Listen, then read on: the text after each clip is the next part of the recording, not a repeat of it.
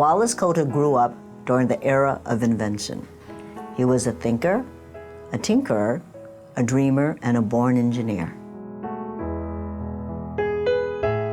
He will always be one of the great inventors, innovators, and entrepreneurs the world will never fully know. Now, 100 years after his birth and more than a decade after his death, this American original can teach us all lessons of loyalty, inspiration, tenacity, and spirit. As CFO of Coulter Corporation and later trustee of his foundation, I pledge that Wallace Coulter's legacy will endure for future generations.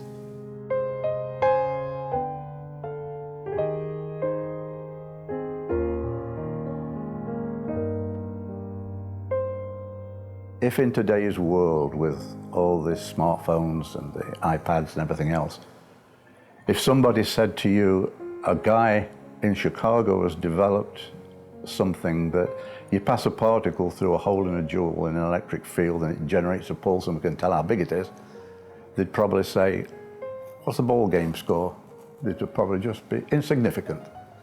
But you have to go back to those days to realize what we had, and we had nothing in comparison to it.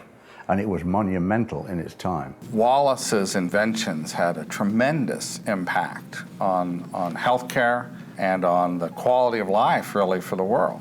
And it was really that automated cell analysis, those first machines, that launched the idea of having this type of routine diagnostic information available. Many patients are alive today and cured with their cancers and with their autoimmune and other diseases because of the foresight and the vision that Wallace Coulter had, not only for science, but to make the science count for patients as well. That the world is better off because he was in it. And I'm not simply talking about the thousands of employees that had their livelihood from the Coulter Corporation. I'm talking about the literally billions of people that have better health because of the things that came out of his head.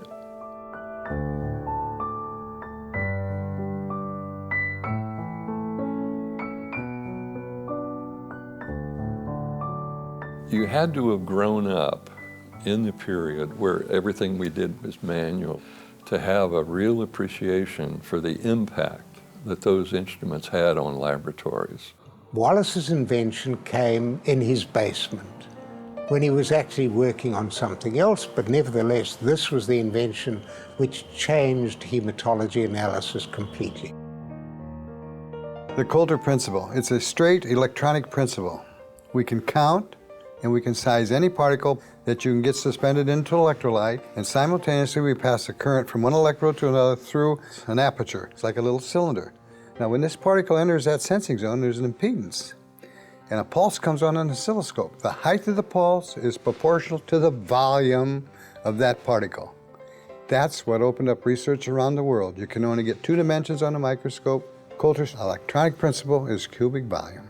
We can count and we can size, thanks to Wallace Coulter. This is one of the very simple inventions that was really a great breakthrough, and the impact just cannot be measured. It's almost like inventing the wheel, something that you couldn't dream doing without. It's an invention that keeps on giving, and Wallace should be very pleased to watch the fruits of his invention blossom throughout the world.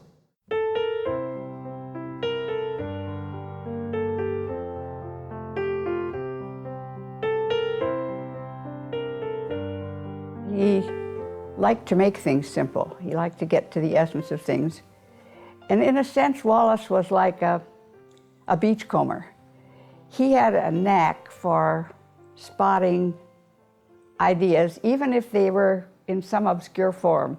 He was inventive, but I think his greatest gifts were seeing how to make an invention practically useful. Nowadays, we talk about personalized medicine. It's really the buzzword. It's the right medicine for the right patient at the right time. Because of Wallace Coulter's vision, personalized medicine really started several decades ago. Because personalized medicine predicated upon the fingerprint of an individual patient's cancer was started because of his vision. I think the best way to think about it is it's a before and after Wallace Coulter, and the paradigm of treating and understanding disease was completely revolutionized as a result of his brilliance and his prescient forethought. You know, and you imagine the kids that have been diagnosed with leukemia, lymphoma, all right, the anemias, yeah, megaloblastic or iron deficiency, thalassemias, aplastic anemias, all of these things, we're all going through a Coulter counter. Not only in the biological end of the world, but what we call defined particle or industrial particles like pigment in paint for quality control, chocolate, moon dust that was counted on the Coulter counter, for instance. So the Coulter counter was just the beginning. It established the principles that a lot of other technology grew from, and that includes the flow cytometry. And the impact that that had is unbelievable, because I think that it was the beginning of the revolution in medical treatment. Wallace had a vision for what he wanted to accomplish, what he wanted to impact, and his vision was big. It was really big, and for as much as he accomplished, I doubt that he feels like he maybe got 10% of his vision in his lifetime, really. He wanted to bring something new continually, but even when he achieved that success, he didn't stop. He carried on. It was the next challenge, the next thing. And some challenges fail, some challenges succeed, but he would never stop.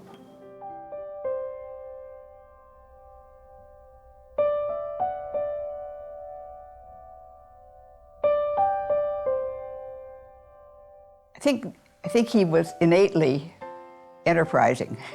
He had that entrepreneurial spirit. For me, an entrepreneur is somebody like Wallace. He had a dream, he had an idea. He was willing to risk the company to do his idea. Yes, he took risks, but he had such a great analytical mind that he took calculated risks and won most of the time. Wallace Coulter is probably a unique entrepreneur. I don't know too many who combine this excellent access to scientific knowledge combined with the ability to translate it into action. He was a prime example of someone who, in fact, made something from nothing. He didn't take technology that was already existing and tweak it and make it a little bit better and sell that. No, in fact, he invented product. All of those companies, which today has an important position in this field, they are all seeded by Wallace's innovation. And not only the technology, but the people. And they all go to all different companies. They carrying forward with Wallace's mission to help people's daily life. ウォルス・ヘンリー・コルターさんはいずれにしましても我々の業界においてもまさに先駆者でありますし。Wallace H. Coulter was a pioneer in the industry. He had tremendous insight and passion for technological advances, as well as enthusiasm for business. It is something we admire regardless of our business relationship, whether we are competitors or not. So for us at Coulter, it was always about science serving humanity. And what does that mean? What that means is that at the end of the line, there is a patient. And that's what it's all about. I don't believe they were ever really interested in the money. I think they were interested in creating value. I guess we had to make money, but I do remember one conversation with Wallace one day about profit. And Wallace explained to me what profit was. He said profit is the very small difference between two very big numbers. You got the sense that the reason we were bringing dollars in was to invest those dollars back to carry things on, to go the next step, to get the next thing done.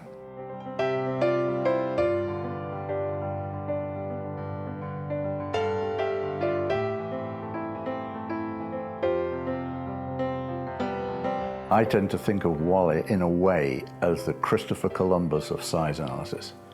He took us into uncharted waters and gave us a view of the new world. His legacy is that small beginnings can grow into great things. The invention of the Coulter counter, the Coulter principle, is so elegant, and so what appears, once you've explained it to somebody, they go, ah, well, that's obvious. But it wasn't obvious. It's a very elegant solution to a very important problem. He clearly gave patients and caregivers alike the gift of hope and ultimately the gift of life, and there is no greater gift than that. Wallace's enduring legacy lives on in the people that he touched, taught, and inspired. All he ever wanted to do was to serve humanity, and he did.